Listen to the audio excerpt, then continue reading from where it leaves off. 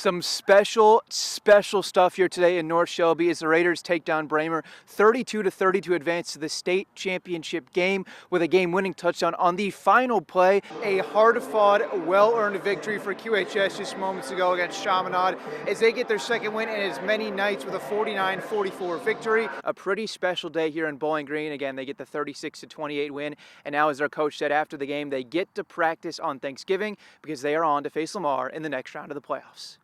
You can see here Missouri is not yet one of those states, but many of their bordering states, including Illinois and Iowa, have legalized sports gambling, meaning someone who wants to place a bet could drive right across the border and spend their money there instead, something that Amendment 2 could change. Mother Nature did not make things easy on Chris Dewar tonight over in St. Peters, Missouri, which is why I'm standing here right now. But the Storms, well, they didn't slow down Hannibal boys soccer as the #1 seed in the Class 3 District 4 tournament made quick work in their first playoff matchup this evening. After failing to get to the championship game in previous tournaments this season, Highland girls basketball had one main objective at the Tony Landini Invitational. The Lady Cougars wanted the experience of playing on Saturday night. Happy Thanksgiving, everyone. Hope you are enjoying the holiday. While many of us spent the early portion of the day serving up all sorts of food, QHS was kind enough to serve us up some highlights tonight as it kicked off their season with a Thanksgiving tournament against Lindblom in front of a packed house at Blue Devil Gym. And it doesn't get much better than this for the pregame festivities. We're ready to rock and roll at this point, and boy, did the Blue Devils, well, they started eating early on in this one, or more specifically, Bradley Longcore, the third slams at home. How about that for the first bucket of the season? Moments later, it's Longcore in transition as goes for the pull-up three, connects on that one. Strong start for the Blue Devils senior. That would only continue because moments later off the steal, Longcore was serving up some yams for Thanksgiving. Then Thomas the steal leads to Cameron Lyers, the lay-in on the other end. All sorts of defense turning into offense in this one for QHS. Wires up ahead to Dom Clay, who's going to hit the corner three. That part of a 7-0 run to open the fourth quarter as QHS went up 60-48. Now they're feeling good, and the Blue Devils just kept on going for some dessert in this final quarter. Clay, the edge of the logo, knocks one down. That part of his 15 points. Then Rico Clay Jr. gets in on the fun as well with a nice step back three. But maybe the play of the night coming here on the defensive end is you're going to see Dom Clay coming for the rejection. That one never had a chance as he swats it away. Then to wrap things up, how about one more tasty dish from Longcore behind the back to Clay for the bucket. And when it was all said and done, QHS ran away with this one in the final quarter. They start the season with a win as they go on to take this one at home in their own tournament, 76-58, your final score. There are plenty of ways to celebrate a trip to the end zone. From pumping up the crowd, to shoulder bumps with teammates, and even just giving the ball right back to the ref. But after catching a touchdown on Saturday, Bowling Green's Aiden Grody had a different celebration in mind. In fact, my grandma was over at the end zone, and I told her, I was like, if I get a touchdown, meet me right over there, and I'll give you a high five. And I got to get that done today, and that's a dream come true.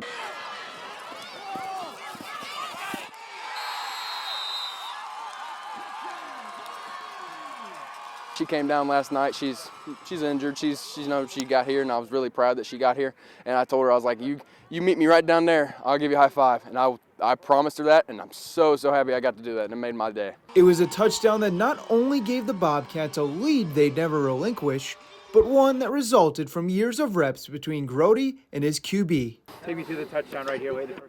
Man, I can't even describe it. It was just, I rolled out, Jace is pump faking me, and then we're running downfield, and he plants it right in my arms. We kind of have a play on there wherever he's running the flats, and his guy was up on him, so we just know each other. We played with each other long enough to where he's going deep, and then I just floated up top, and he just did his thing. I mean, what Aiden Grody does. On top of his trip to the end zone, Grody also blocked an extra point and a punt, a key contributor in Bowling Green knocking Valley Catholic out of the playoffs, because that's what Aiden Grody does. Aiden's a football player. You know, he's going to go on and play at college level.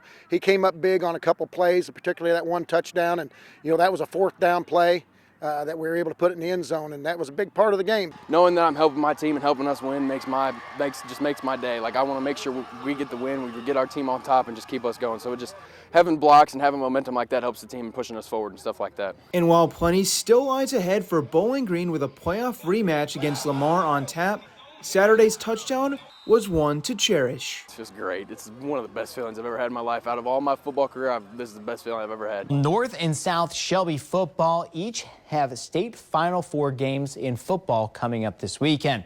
But that has created quite the unique situation for one Shelby County family. KHQA's Ben Schmidt has the story on two brothers playing for two teams. Gabe and Gannon Bowen have played key roles in both teams' deep playoff runs this season. But for their family, well, the playoff success means not being able to see each game for each son. For the Bowen family, football is a way of life. Put all that work in, and then, to get this far in football playoffs is something special, and they both know that. However, a way of life that exists under different roofs, with Gannon Bowen living with his mother in Shelbyville and Gabe Bowen with his father in Shelbina following a divorce years ago. As the boys attend different schools, that can often mean different games in different places at the same time. There's always going to be a crowd from both sides. I know in the past that I've had my dad's family at games and my mom's family, and it's just they make what they can make. The stakes may have never been higher in that scenario, with both North and South Shelby playing state Final Four playoff games this Saturday afternoon at 1 and 2 p.m. on their respective campuses. From my position, it's tough. It's very tough. They both have great support, and I think that they look at that, but they know in the great scheme of things that this is just kind of how it has to be, or this is the way it's going to be. So Kurt Bowen has even had instances of watching one son's game in person while following the other on his phone. I didn't have a brother that played football. I don't know what that's like, but I can sit back and watch it, and man, it's cool. It's really cool. The playoff runs in Shelby County have created quite the unique situation. 31 years of coaching, you see these, split family situations off and on, and but very rarely is it a situation where both of them are starring at exactly the same time, or are especially different teams. And on Saturday, they will be on different fields playing for different teams, but love is not lost amongst these Bowen brothers. I mean, we've always dreamed playing in the state championship, and we always dreamed about playing together, but just both of us having a chance to go in both of our schools, I mean, it's just so neat to see him make it far as well. Now, Kurt Bowen did tell me he plans to attend his older son Gabe's game on Saturday, as he is a graduating senior compared to Gannon, who is just a sophomore. But we'll be following along with both games every step of the way. Working for you, I'm Ben Schmidt.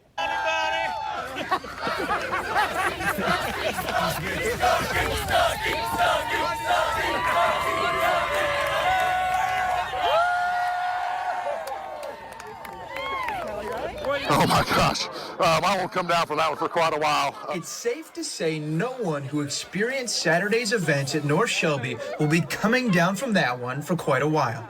A Raiders team sitting at just 4-4 in October is now headed to a state championship game in December.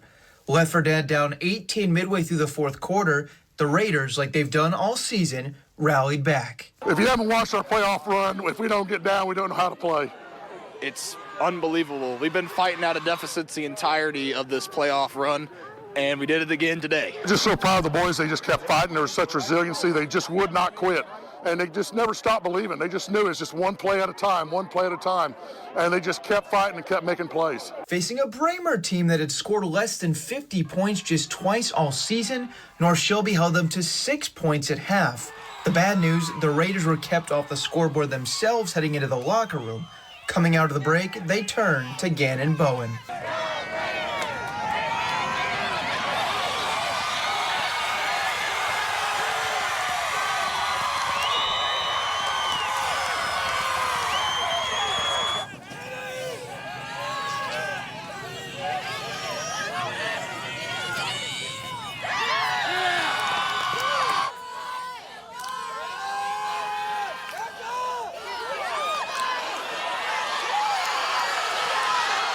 A rushing touchdown in the third and two receiving touchdowns in the fourth from Bowen helped put North Shelby down 30-26 with 3:23 to play. It's awesome. We never stop fighting, and that's how we keep on coming away. We play with all of our heart. But they still needed a stop, and that's exactly what they got.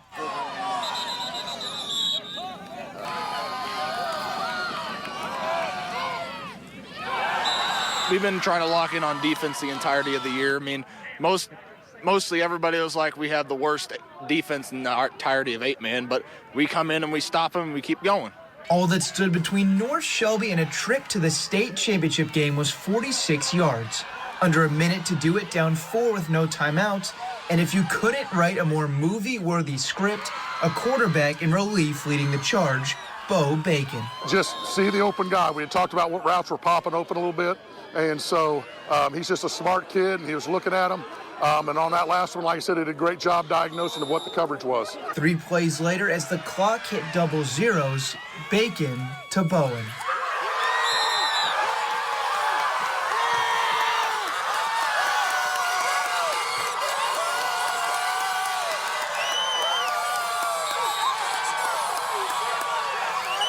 It was just one of those situations where we ran a scissors pattern there.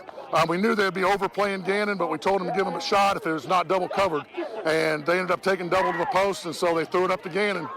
We thought they may run over and overplay and have a chance at the post route, but backup quarterback Bo Bacon did a great job and put the ball where he needed to. Take me through that final play. I just threw it up and I knew Gannon was going to catch it.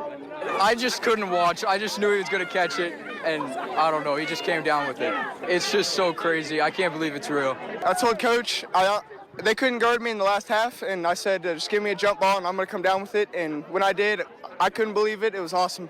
I can't even explain it. It's just a different feeling. You have to be there to experience the feeling. It's insane. There's no other words to put. It was insane how it came together. It was just a little bit of luck, a little bit of skill. It's all you need, really.